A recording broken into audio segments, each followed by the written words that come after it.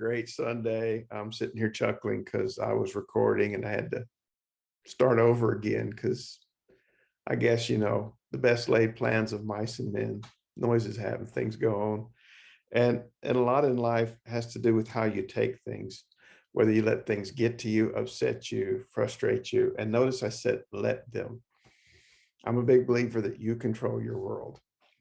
So with that in mind, think about most of the things that are happening in your life. And I'm always asking people, how do they see the interaction between things?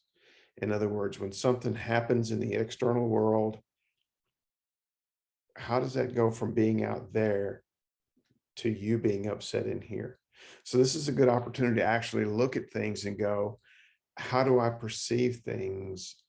And how do I then wrap my mind around it? This is big for anxiety and anger. It can be sadness too. I usually though see it with people getting upset, and that's why I often talk about it in an angry vein, in the sense that somebody does something that you don't like, and then you get it in your mind, you dwell on it, you think about it, you think, why are they doing it?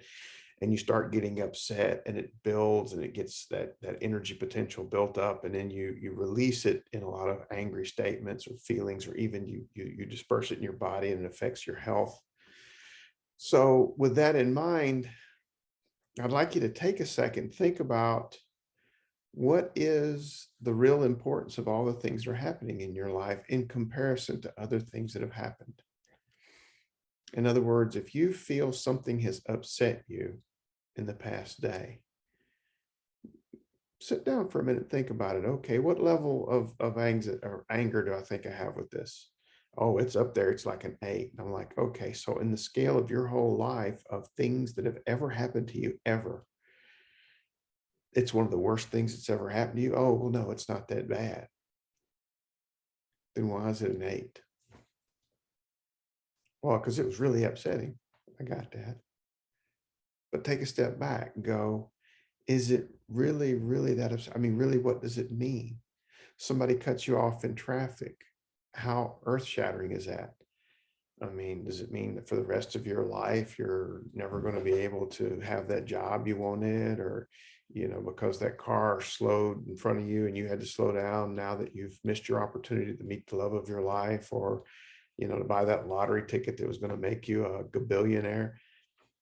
No. In fact, most of the things that happen to you, they're just coincidental. And it's not a matter of being good or bad, just coincidences happen, things happen, and we're left with how we put it together. In fact, for most people, how your life plays out doesn't have as much to do with the things that are occurring out there as how you are interpreting it and what you're doing about it. If you are too hooked into what other people think, not wanting to make other people angry or upset, your anxiety can go through the roof. And I have lots of clients who spend a majority of their day analyzing what other people are thinking about them. And the thing is they never even really check it out. They just guess that the other person is thinking this. Then they go off on a whole scenario of, why this person may be upset or mad, or what they're going to do about it. How do they deal with it?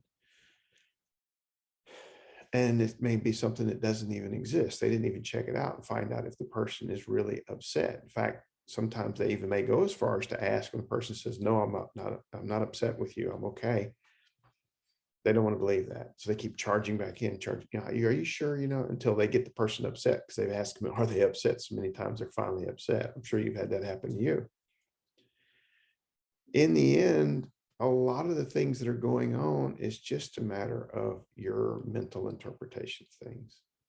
So what I would like you to do is take a minute and think about, while you're calm, things that are going on in your life, and are they really that upsetting? Is it really worth putting that much of your mental energy towards? And what would be the benefit of just letting it go? Things that are happening at work, home, in your personal life, What is it that's going on? What is it that's happening? And is it really important? Now, the same way you can bring this down to depressive stuff. A lot of times we're very depressed in that it's situational. Now, this is not the kind of depression that happens when internally the chemicals get off and it expresses itself as an emotional sadness type thing coming over you. I'm talking about situations where you're sad because things didn't go your way. And there's a lot of things going on in your life that we make the assumption that since it didn't go the way we wanted, it's really bad. We didn't get the job we wanted. We didn't even get to go on the date with the person we wanted to date, or the person we're dating doesn't like us as much as we thought they did. And from that little bitty part of time, we get so wrapped up in what happened that we think it is horrible and we'll never get over it. We'll even ignore all of our past successes and we'll fixate, we'll mentally filter out all of the stuff except what agrees with this being horrible and bad. And then we lock in on that and we start letting it, get to us, pull us, drag us down. So that's situations and things that lead to our sadness. And how do you get out of that? Well, again, this is one of those ones where when you're calm now, before it happens. See, a lot of people don't want to invest time in thinking things through when they're calm. It's always, well, I feel good now. I don't want to deal with my problems. Well, if you don't deal with your problems when you're calm, the only option is to deal with them when you're not calm. And that ain't going to work because then you're not going to want to do it. And I'm going to hear, oh, I don't want to deal with it because I'm too upset, or I'm too angry, I'm too sad, I'm too frustrated, I'm too bored. So making it a priority, deal with it. And when you sit down and you deal with it now, you're able to sit here and go, okay, those things were not as bad as I thought, or maybe they were. Maybe it was bad. I got fired. I lost my job. Okay. What does that mean in the overall scheme of things? Now, sometimes if you've already started to slip into the edge of being sad or anxious or angry, then you need to use the coping skills to calm and bring yourself down so that you can then think your way through it. The whole point of the distractions, the little things to help change your mood, is to give you a reset so that you have time and space in your head to handle this problem, to deal with it, to think it through. And a lot of people get stuck on using the coping skills, especially the ones that are not so great, like drinking, smoking, misbehaving. I don't have to go into the whole detail, but you know what they are. Food. And it's a great distraction for a second. It gets you out of that bad spot. But if it becomes your only coping skill and you don't actually go through and think your way through things, the whole point is to distract you long enough to calm you down, or to bring you to a level of energy where you have enough energy to deal with the problem, and then you deal with it. If you keep distracting and ignoring, then it's just going to keep building and getting harder and harder to distract. So think it through and ask yourself, is it really that important? And actually focus on, what it is about it that's upsetting you. What do you feel it means? Does it mean people don't respect you, or people don't like you? And is that true? Really true? There's lots of help online to go through and look up cognitive distortions and know what they are for what they are. When you're doing that filtering, when you're doing black and white thinking, those are cognitive distortions. That's not really the case. Most things are not so clearly black and white, and it's not an all or none. Every person has good and bad in them. And sometimes, we've ignored things that that are bad because we really want to like the person. So we've only paid attention to the good. And then suddenly when we start to pay attention to the bad, then we think it's all bad. We ignore all the good. It's like, wait a minute, seek balance in your life. Okay. So that's what I want to leave you with today is, while you're calm, think things through. Really ask yourself, make a list of events, things that are going on. Is this really that bad? Is it really that important? Is it really that frustrating? Is it really that sad?